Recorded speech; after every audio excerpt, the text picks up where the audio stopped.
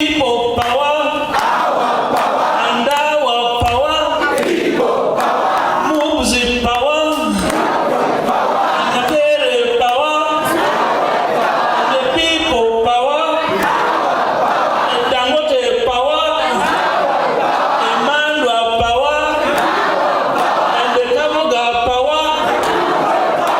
Thank you so much.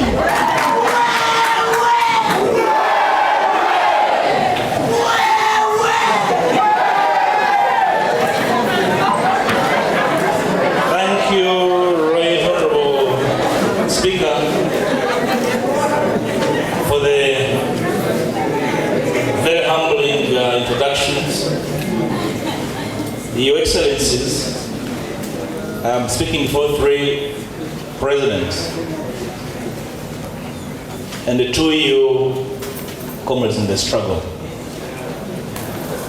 I will register initially my humble apologies that I would have loved to speak to you for as long as you are able to assimilate. Initially, I thought we would kick off this at 2 o'clock, and by 1:45, I had set off everything on my desk to come and meet you, and we share as much as we could master. But of course, trust students, even by 3, you're not yet ready. But I said I gave this afternoon to MUBS, I'll come and the rest. That's why I really came. And I'm exceedingly humbled to share with you this evening.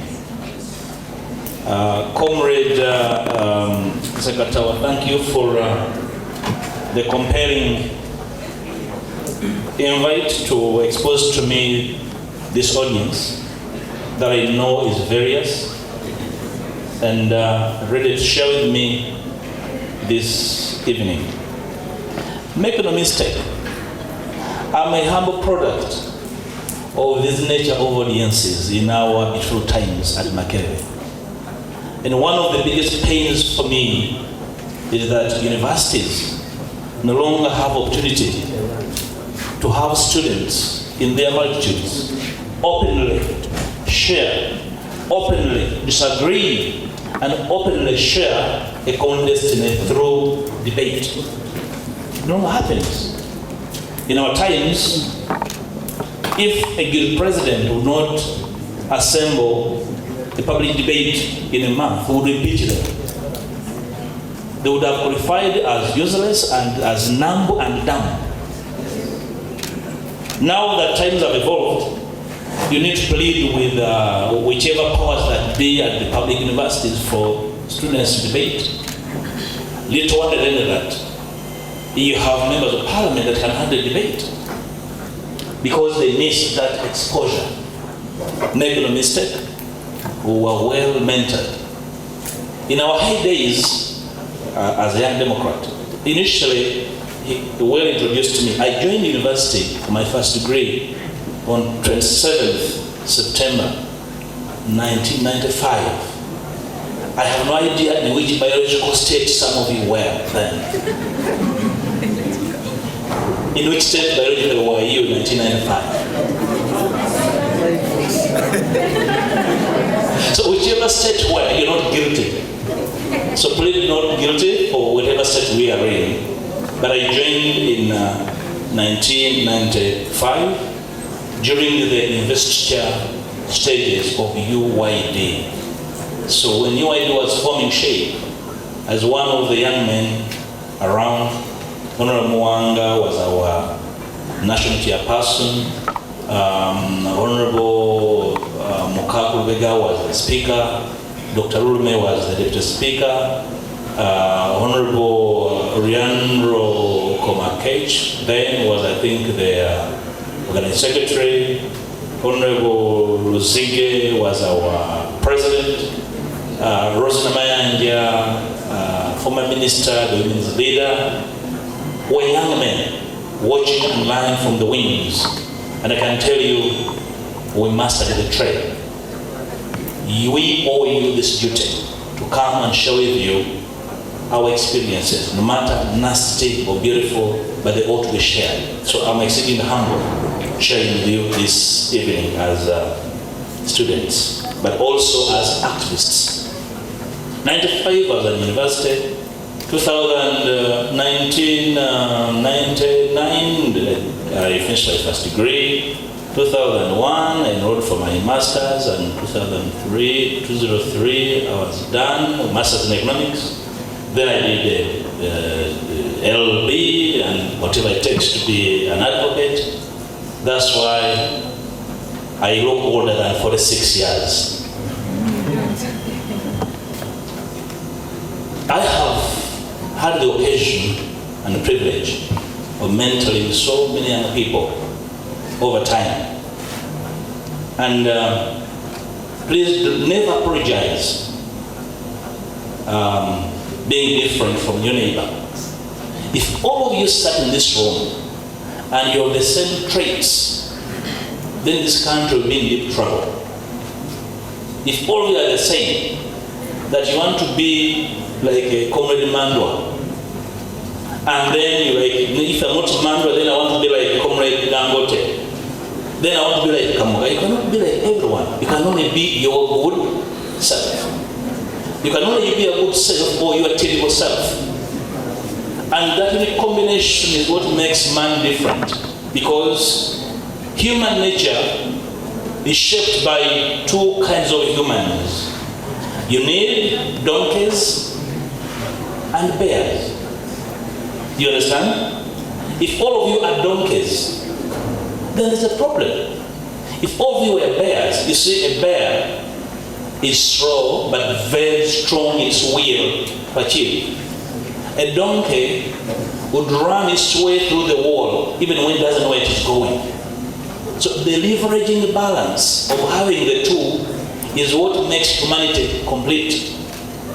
So if we are going to shape a chapter that's going to stand the shocks of adversity, that's going to resist temptation, that's going to really stand and defend the sanctity and dignity of your generation, then we need a well-decorated and differentiated audience of this chapter. I have heard the vibe, and I have seen some people musing and smiling at the vibe, because you are different. Some others can act on it, others can jump up, others feel shy about it. You get the point? It is complementarity. So I want to thank you for being this different dotted audience that makes you unique. This evening, I want to share with you a few things that will explain and possibly buttress your endeavors. I don't want to explain what I do as the president, as the leader of the opposition, in the leader of the parliament. It's a tough act. But tough acts find tough men. I don't want to bore you with that, lest you get discouraged and believe that the world is a world of impossibilities. Let me speak to you as individuals, and I want you to put up a mirror in front of yourself and see your ears, your beautiful eyes, your nose and your mouth, and your hair, with or without. I want to speak to you as individuals. At the end of the day, from each one of you, from a courageous Dangote to the most, prominent coward in your midst, we shall build a team of winners. You get my point? That's how it works out. But then, you get the feeling, he talked about it, but albeit differently, that you're not uniform. Some of you come from the world of nobles, others come from very humble backgrounds. Okay? But not even the most noble is able to go it alone. You need a combination. Can I tell you, I come from quite a very humble family.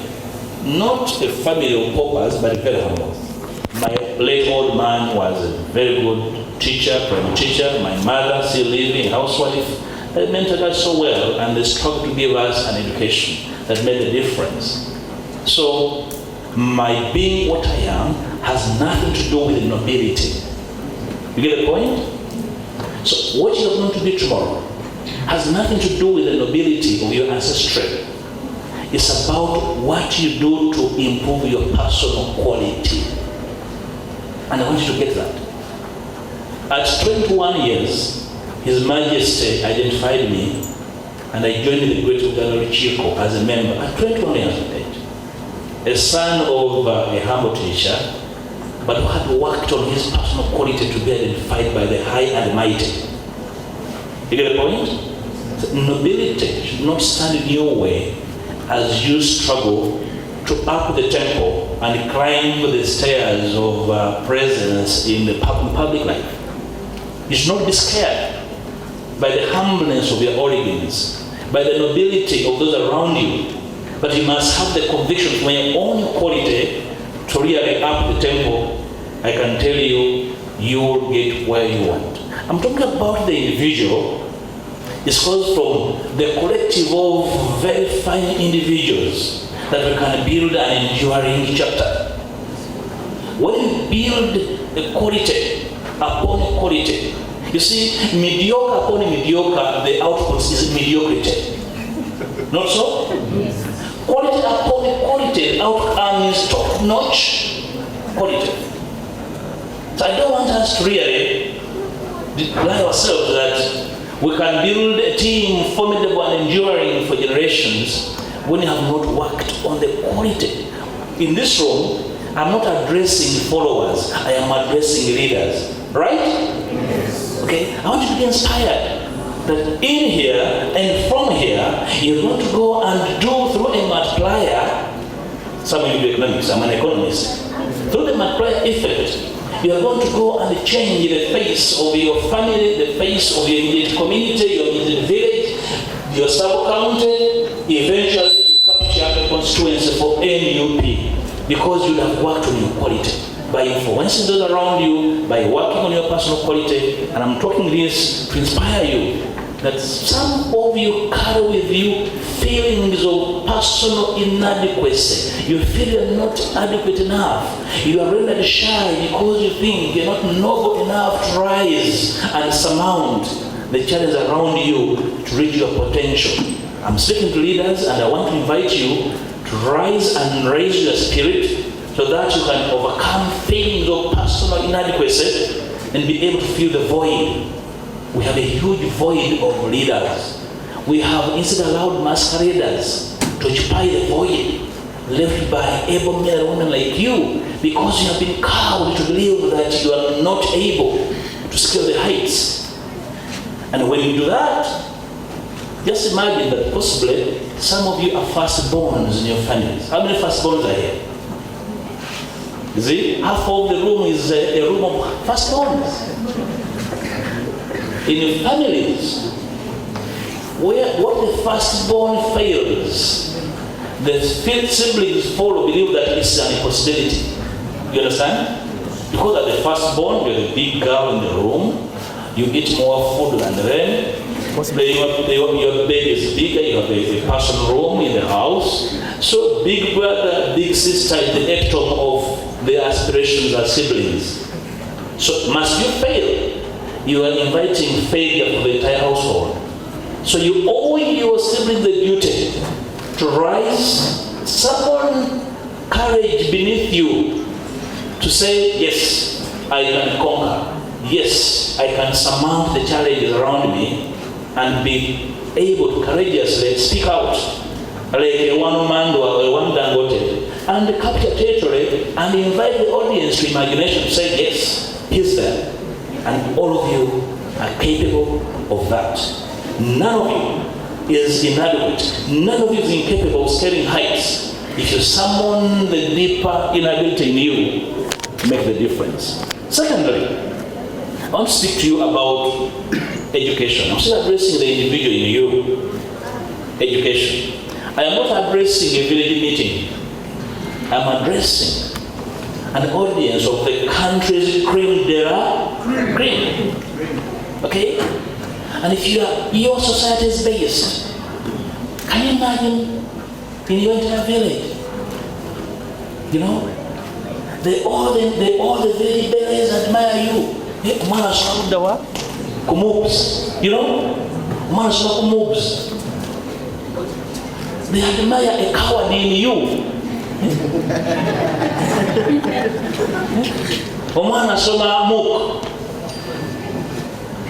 What is that education is supposed to make a difference in you? Of course, education must invite you to fall in love with the right quality of values. Values must help you and inspire you to grow personal skills, personal and interpersonal skills. If you leave university after 3 years and you're not able to master any personal skills that will help you survive through adversity, then your education is in vain or was in vain. Education must prepare you to compete with the best and the worst. I've been following a by-election in Soweto today, and then you say, this is a competition with the devil. So education must train you to even compete with the devil, to be able to master skills that can be able to prepare you to surmount the efforts of the devil and you conquer. I have been with President Chagulani. I saw him confront the devil head on. He's a courageous human being, very courageous. Part of what education must give you is that courage to overcome fear and compete and be able to surmount challenges. Education should be able to empower you to up your level of judgment.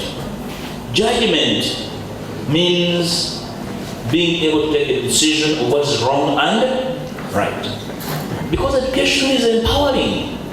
Education is a form of exposure. You see, in whatever you do and live, you live every day to make decisions. Unfortunately, you can never be human enough if you're not able to summon courage to make decisions. I normally tell, whatever I mentor young people, I share with them what my late father shared with me when we went to university so many years back.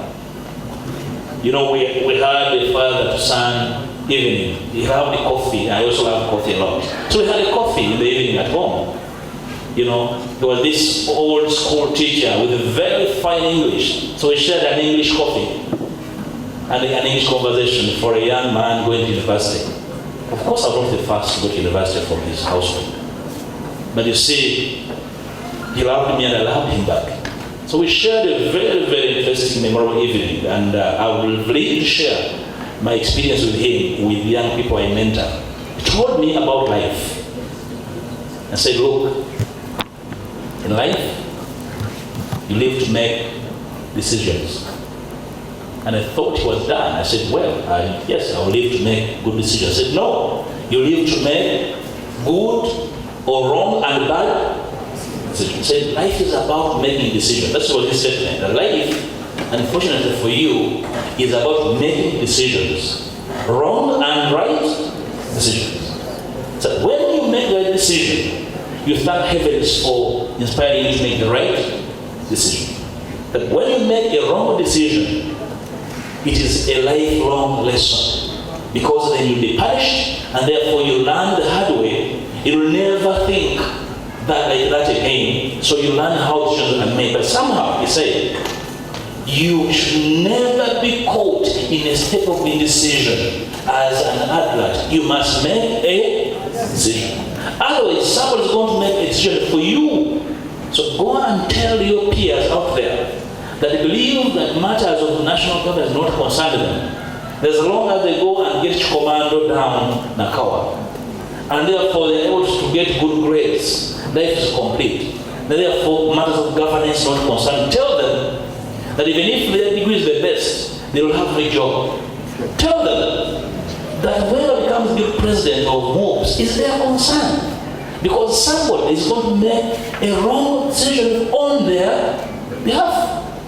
Some lunatic, sponsored by the devil, is going to come and cast your vote while you're away. So must you not make a decision? You must make. And I can tell you, throughout the discourse of my life, I have never failed to make a decision. I have made so many wrong decisions, and I have learned lifelong lessons.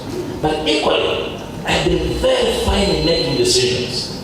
Just like the decision of telling colleagues that, please, DP has moved, let's move on. Was that a wrong decision? Vindication is with me. Because I have long for. We warned colleagues and said, look, this DP thing has been captured. Please run for dear life. Run away. We don't want to be captured within. Can you have a feeling of a landlord selling you where he's selling his rentals and he sells you alone? That you are part of the bargain.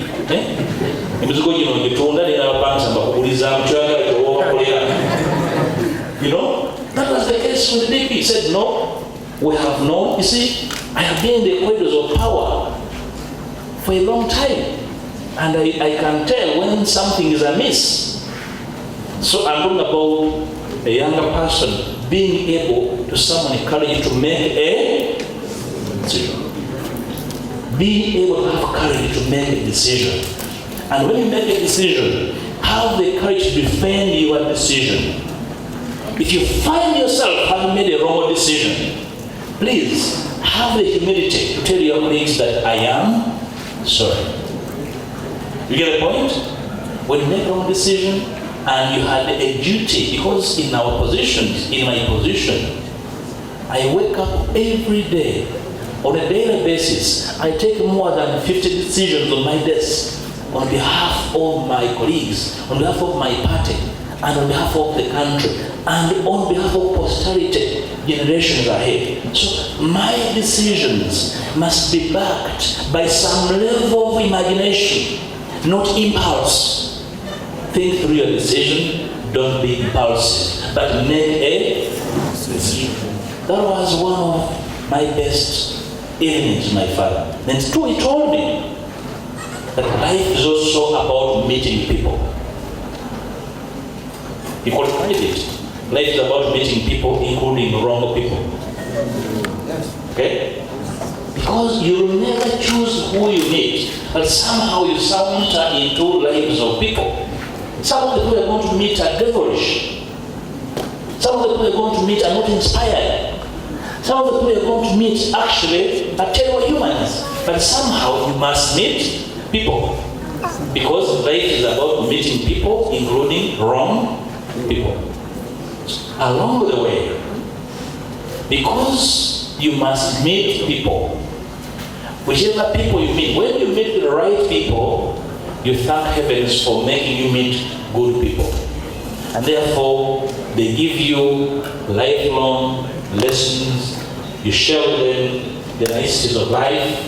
And when you meet wrong people, you regret when you met them. And then you say, I have learned my lessons. I will never be in the company of such humans. That is what you need to know at this stage. That you meet people. And you see a university. This was the last experience we shared. As you're going to university offers universal education. And he told me, whichever lecture room you find open, and there are people lying, please enter and learn. If you're told that in that room, that's where fools are taught, please enter and learn how fools are taught. One day you'll be asked to speak before an audience of fools, and you don't want to speak. Was that good education for the old man? And can I tell you, along the way I have met fools. I have met Nicompooms. Have you ever met an educated Nicompoom? I have met all manner of people, including decorated fools. You know? But because I have the benefit from my old man telling you, one day you're going to be asked to meet a fool and share that audience and then speak to the fool. What did you say? Will that fool inspire you? Will that fool discourage you? I know. Because of the universal nature of the university, you have met individuals in the shape of fools, trying to discourage you, trying to tell you that your pursuits are in vain. trying to tell you that whatever you're trying to do is uncompressible. I saw comrades that Rosa, the victims of detention. You are not guilty. Keep the courage. I know you must have made people telling you, Mumufachi.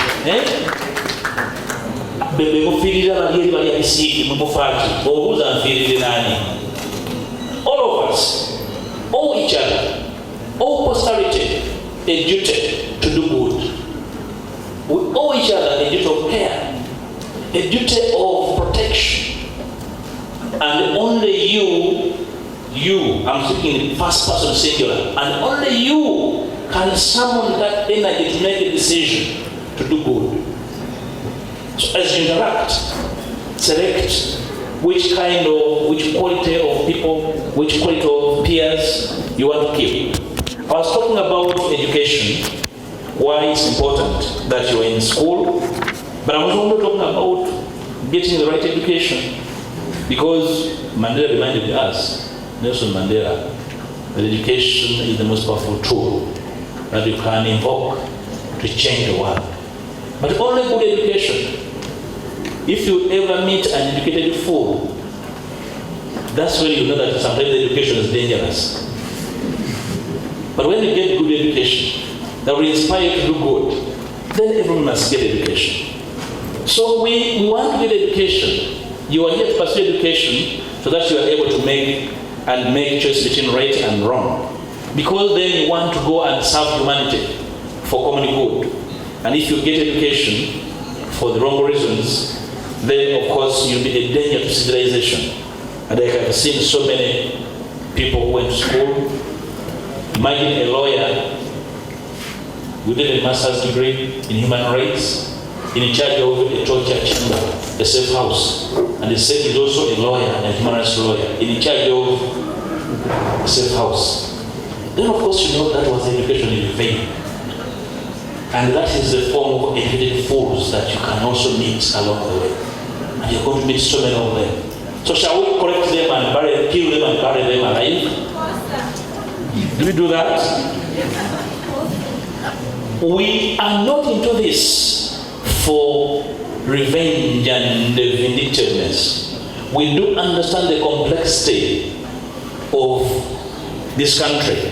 And you see, there are three realities I want to invite you as young people to understand about Uganda. Uganda, first of all, is a melting pot of ethnicities. Therefore, ethnicity is a reality. Don't be scared to talk about your ethnicity, because it's a reality. When I meet this audience, I know I am addressing a melting pot of ethnicities. And therefore, they're all Ugandans with a common destiny. They are aspiring for a better Uganda. But ethnicity is a reality. Do not hide away from it. Speak about it. Because you are in pursuit of justice for everyone. You're not into justice for ethnicity. But your ethnicity is part of that melting pot to which we owe a duty as citizens. Secondly, the reality is a political reality that we cannot be the same. And therefore, in your heart, in your space, you must have the space for diversity, space for double dealers. When you are NUP, you are NUP. You cannot be NUPNIN. That doesn't exist. You know? Can you imagine a katogo kensuju ne watermelon, how that will taste like? You know? So we invite ourselves to be real men. Now, I want to say this to you, and this will be, I remember addressing a cross-section of you, I think 2 months ago, with the president. And I talked about what must inspire you as young people. Those of you who were there, probably I've seen 2, 3 of you here. Those who are hearing from me the first time, take this, and to be my last platform with you this evening. I'm going to talk about a concept of 4 M's. You can write if you have a piece of paper. And that should be why you are living. Some scholar, Franz Fanon, well, I think a Nigerian, taught us about the fact that every generation has its own duty, an obligation. It can fulfill it or betray it. Have you ever thought about your duty or just your generation? Politics, governance, leadership, life is led in generations. And ordinarily, every 10 years should give you a new generation. Okay? I told you I'm 46. Some of you probably are 26. Are there 36s? None of you is 16. I'm not sure about ladies. Maybe the lady who is 16. So every 10 years gives you a generation of people. And every 10 years must herald a fresh form of thinking. You understand? If you're a society, and for after 10 years you still carry the same thinking, if you have a concept for this chapter and does not change after 10 years, then you are suffering inertia. You are suffering stagnation. So every 10 years, you have a new form of thinking, which is why for countries that technology is really a wash. That's why I talk about generations of technology. Okay? Because literally almost every 2-3 years, the forms of technology change. Only in a country like Uganda, where people's thinking does not evolve to find new ways of doing things, in NUP, we are trying to evolve a new way of fighting the tyrant, because we have a generation of new thinking of young people that are not only tired but exhausted and exasperated, and they want a new face of Uganda. So the new thinking must herald some level of imagination to which you must be a part. So the 4 M's. The first M is man. Man. Biblically, even women are considered as man. When Christ talks about Son of Man, is really bring all us together. So man is to talk about the fact that all of you as humans have a destiny. And therefore what I talked about earlier is very important. Who are your peers? You see, if your peers people don't care, eventually not caring will be, will infect you and stop caring. If your peers are the kind that believe all is well, you start believing that stealing votes is novel. I was in Northern Uganda some months back, and I was speaking to young people like you, and told them that if you have ever participated in carrying a box that bears stolen votes, and you are given 10K, you did your job for life. You'll never get another job in life because you are paid 10K, you can as well die.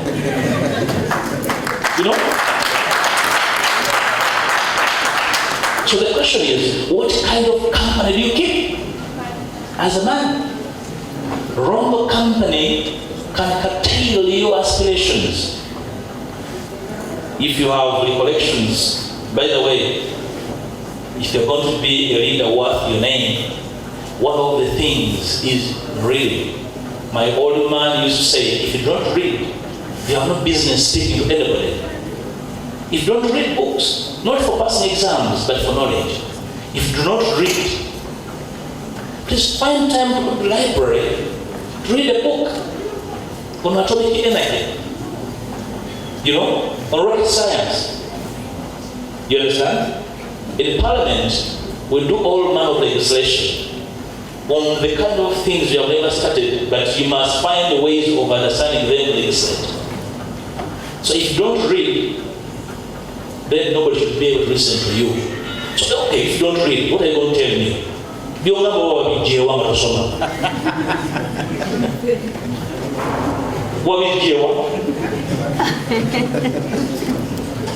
George Washington talking about the American president talking about companies said this. And I know all of you keep all forms of company. You talked about friendship as a plant of slow growth, but having warned that it's better to be alone than being in bad company. And if you're friends, it must be true friends. And that true friendship is a plant of slow growth. True friendship. Si kisoga. Doliwa twawo ne mulyamu ekikomando nga afuuse wa kinyo ekinyo mutali komubulya. Twabaddemu MUBS Chapter nekikondayo. Kino omulanda yagenda okukikulemberamu. That fellow is only a commando friend.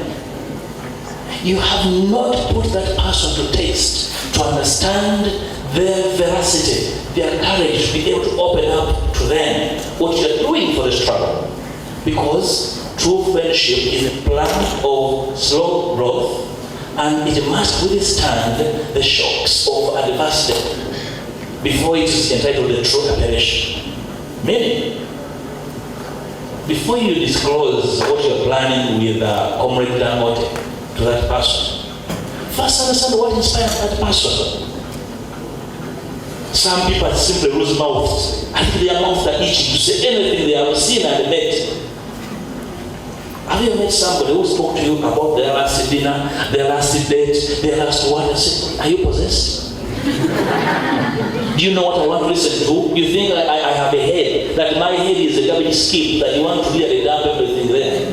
I can only carry things relevant to my life, to affect my surroundings. So, friendship as man, company, surroundings, company, interaction, inspiration. Choose the people you're going to carry within the struggle. Because those you choose and they're like a green, they're playing, take time, educate them, coach them, sensitize them. And can I tell you, the people you are with now at MUBS are the people you are going to meet in old age. Okay? So the quality you exhibit today is the same quality you're going to be judged with. Can I tell you, before you know it, you meet some of your peers at interview panels.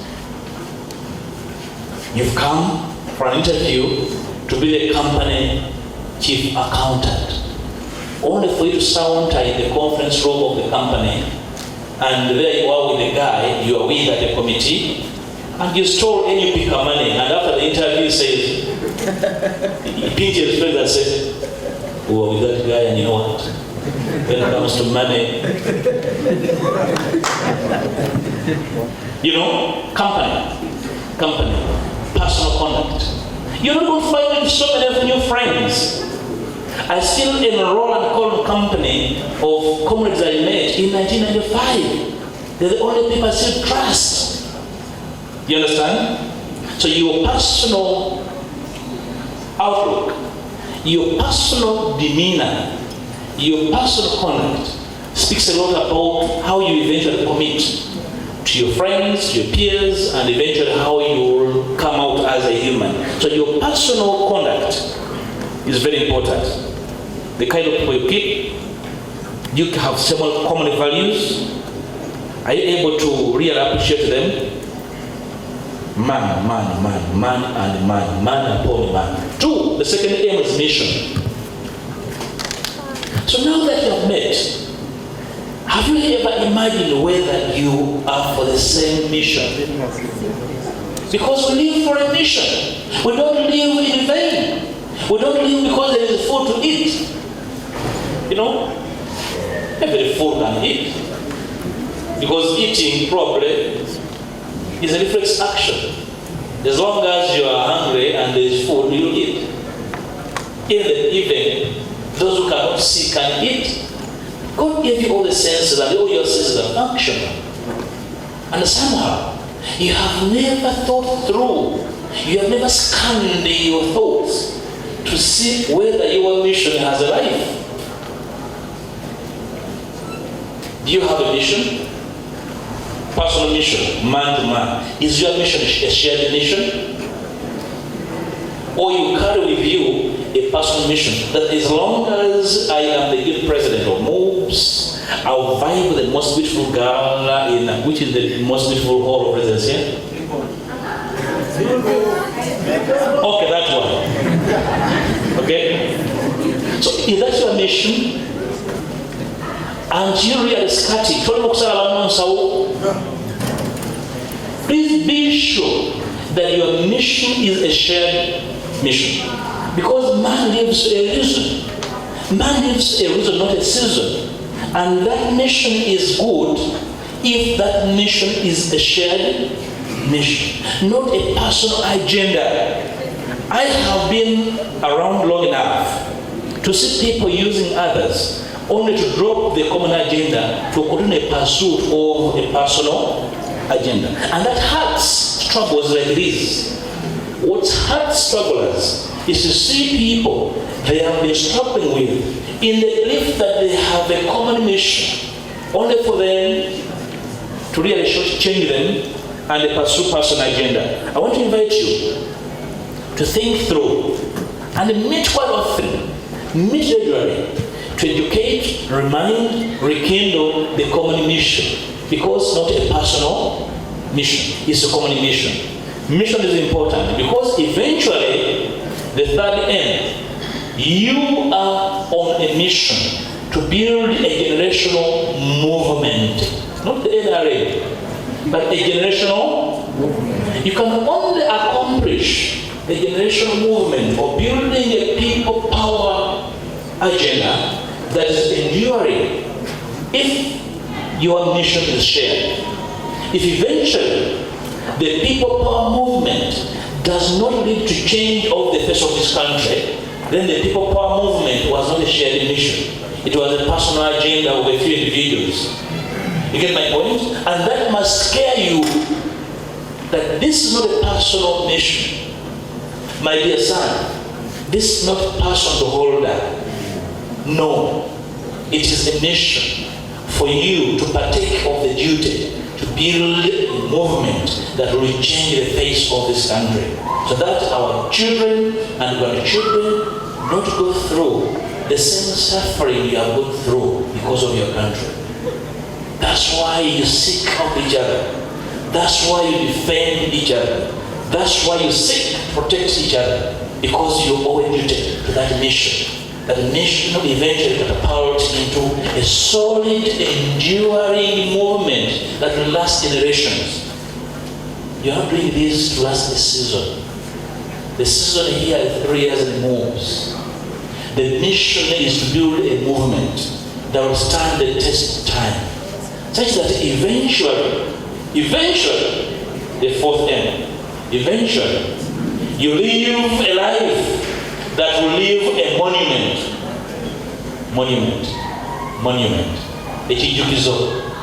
You understand?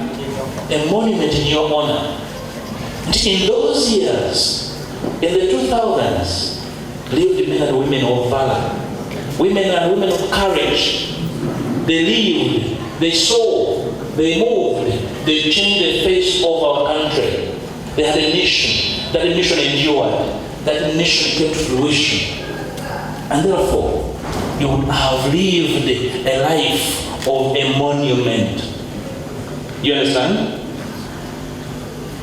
I know most of you, I've had the Bible here. I suspect most of you in your high schools, or probably in your lower secondary, you must have written in your classrooms, never forget Mandwa.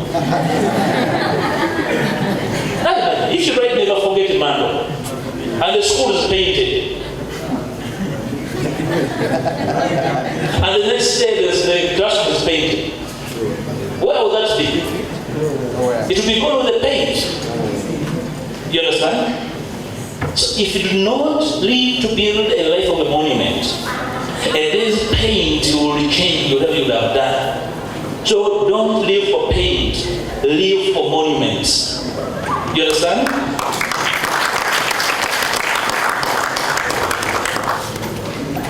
Of course, for you to be able to deserve a monument in history, there are traits you must carry with you. Faith, courage, truthfulness. Those three. Faith, courage, truthfulness. I have traversed the entire globe in my life. Probably I've been to all continents.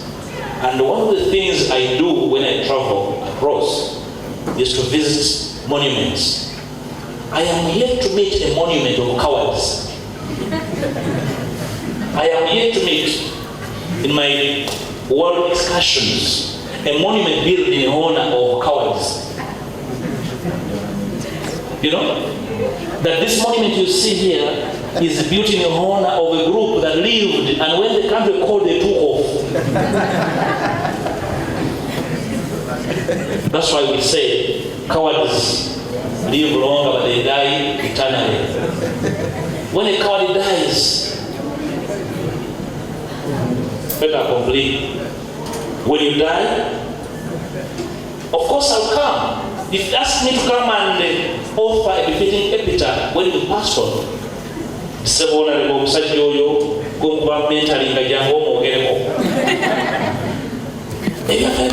half a page. This man went to Kinawataka Primary School. He went to the nearest secondary school here. He went to Rosita SS, then to Nagawa Vocation, University, then he moves. He got a degree, married his beautiful wife. They had a dozen children, and then he died.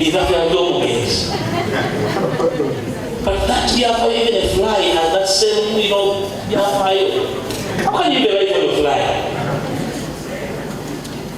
So for us to be able to even think about you as befitting a monument in history, you must bear a modicum of courage.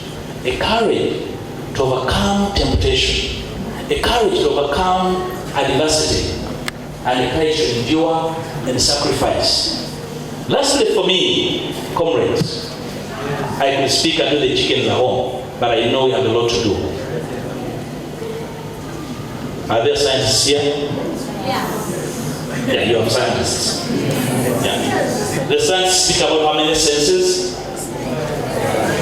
How many senses? You see? We had a debate of science teachers and arts teachers. Then I asked one of the, the noisy people, whether music teachers are arts teachers or arts teachers. Is music an art or a science? You see? Are you aware, for example, that the Pythagorean theorem came from music? Are you aware of that? Actually, music is a pure science. But then the rest bodies at the Ministry of Education think that music is an art. Yeah, the rest bodies use it as for food. You know? Now, the senses we agree are how many? They how many? I've seen a little baby here. I can remind you if you have forgotten. That little primary kid can remind you if you have forgotten. Mama, how many senses do we have? They are 5. She has bailed you out. Now on those senses, comrades, I want to invite you to add another sense or 4 senses. Okay? I call them social senses. 1, a sense of duty. Okay? Duty. You owe a duty to the chapter. And you're waiting around wasting time, not delivering what the chapter demands of you. A duty. A sense of duty to self, duty to family, duty to the struggle, duty to the country. That sense of, when you owe that sense of duty to your comrades, you will know what is acceptable and not acceptable. 2, is a sense of nationalism. Okay? Do you love this country, NLS? I know most of you do sacrifice a lot for this country as nationalists. And that sense must grow in bounds and bounds. So that by growing it, you are able to influence those who see you and admire you and look at you as an inspiring figure in their midst. Very important. Thirdly, a sense of patriotism. Patriotism is not really a lesson we must teach in schools. It's cultivated through our common works, our daily interaction. Okay?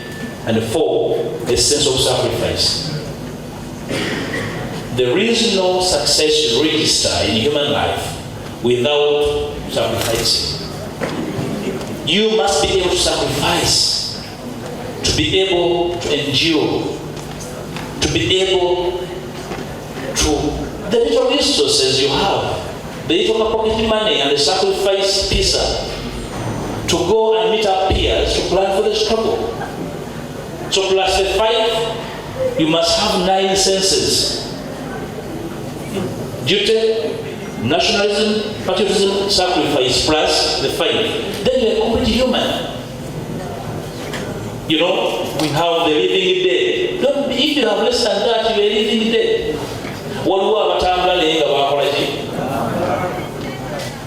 Don't be one of them. I see a lot of courage in this audience. I see a lot of sacrifice in this audience. I also know this audience is dotted with patriotism and nationalism. Kite through. Don't be part of the section of society that looks on in amusement, in fear.